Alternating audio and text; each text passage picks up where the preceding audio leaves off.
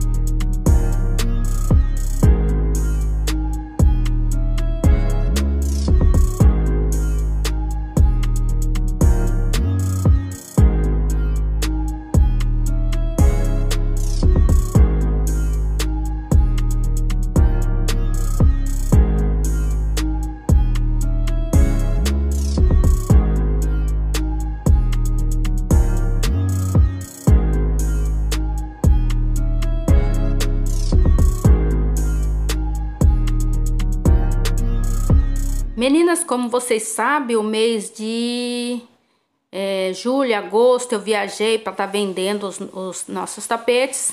Então eu voltei, mas eu tô indo bem devagar, tô começando fazendo alguns jogos de cozinha.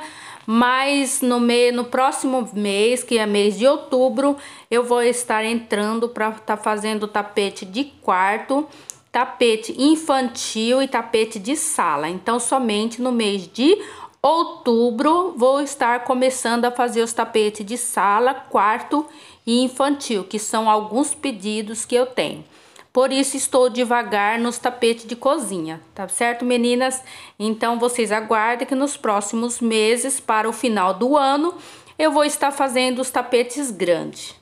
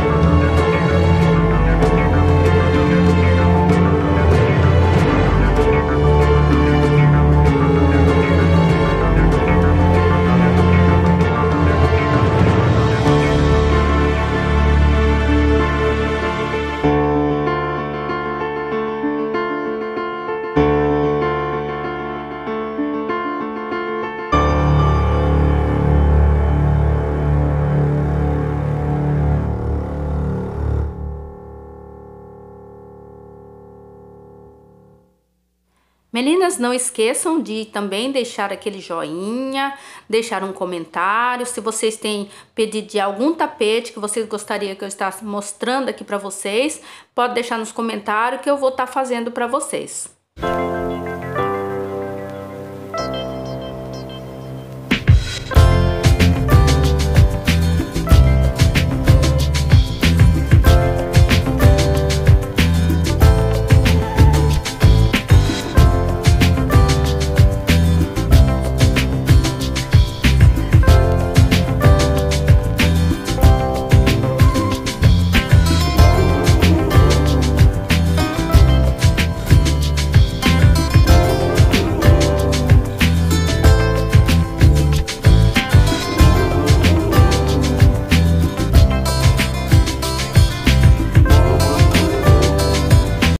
Então é isso, meninas, espero que vocês tenham gostado de mais um joguinho, mais esse joguinho café.